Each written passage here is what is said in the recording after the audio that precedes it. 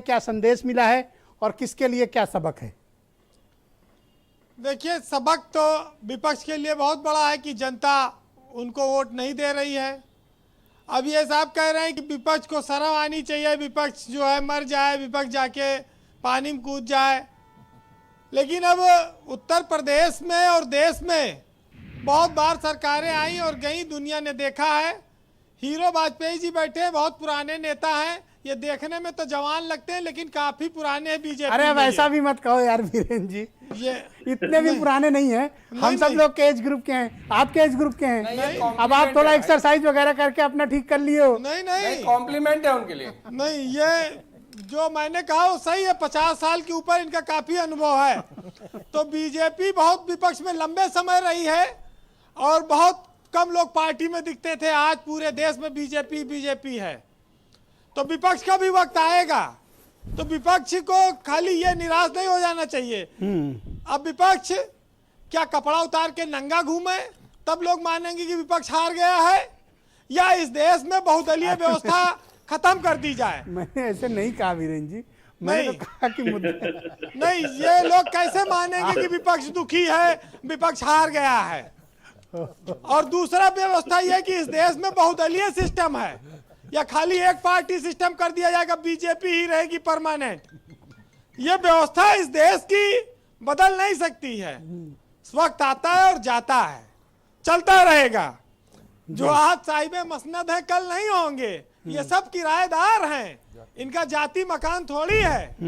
तो ये निजी मकान में नहीं है। राजनीति जो है ये चलता रहता है। देखिए, राजनीति में चाहे जितने दांव पेच कर लीजिए, लेकिन जो आखिरी हुकुम का इक्का है वो कुदरत फेंकती है, वो जनता फेंकती है, वो तय करती है। तो जो 15 साल विपक्ष में रहा वो सत्ता में है और चुनाव जीत रहा है, लोग उसको पसंद कर रहे हैं, तो उसको मुबारक हो, उसको बधाई मिलनी चाहिए। उसकी नीतियां जीत रही हैं, परेशान होने की बात नहीं है। भाजपा आज है, कल नहीं थी। कांग्रेस कल थी, आज नहीं है। ये सच्चाई है। ये बदलेगी, बिगड़ेगी, बनेगी, चलती रहेगी जी। सियासत में बहुत सारी चीजें होती हैं, लेकिन हमारे यहाँ समस्या यह है ब्रजेश जी कि जैसे किसी को बेवकूफ कहना है तो महिलाएं बहुत अच्छी तरह से कहती हैं। ऐसे राजनीतिक दलों के लिए महिलाएं अपने पति को कभी बेवकूफ सीधे सीधे नहीं बोलती। वो खाली ऐसे कहेंगी कि ये तो बहुत सीधे साधे हैं, दुनियादारी के बारे में इनको कुछ पता नहीं है। अच्छा, इसका मतलब बेवकूफ होता है? हाँ, तो मतलब बेवकूफ सीधे न कहो, ऐसे बोल दो। तो देखो खान साहब को कुछ व्यक्तिगत बात याद आ गई। तो ऐसे ही कटु अनुभव है। तो अब जो डिबेट होती है उसमें राजनीतिक दलों के लिए भी ऐसे बोला जाता है। अब सीधे सीधे उनको बेवकूफ या मूर्ख या इस तरह की चीजें नहीं कहते लोग। अरे भाई, विपक्ष में होना कोई गुनाह नहीं है। विपक्ष लोकतंत्र की ताकत है और रहेगा। बीजेपी जीत रही, उसका स्वागत है, सम्मान है। मोदी योगी की जोड़ी हिट है, अच्छा है। इस देश के लोगों को ईमानदारी से अगर लगता है उनको कि एक ईमानदार सरकार है, ईमानदार मुख्यमंत्री है और उनको प्रदेश में अच्छा राज दे रहा है शासन, वो उसको वोट दे रहे हैं। कोई डंडा मार के बीजेपी वोट तो ले नहीं रही है।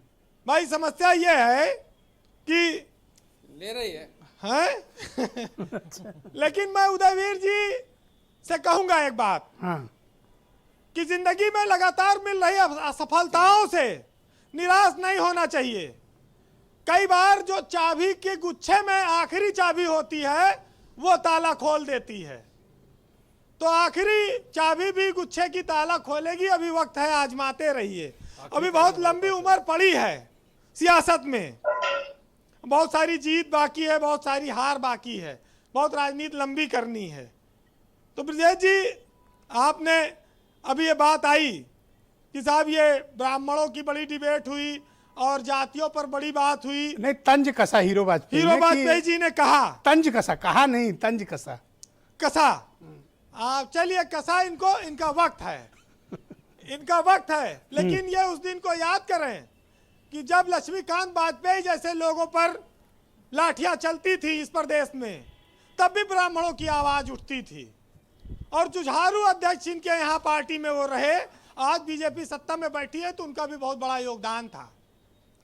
अगर किसी की हत्या हुई, किसी का हर कार्यकर्ता का योगदान है आज बीजेपी के यहाँ पहुंचने में।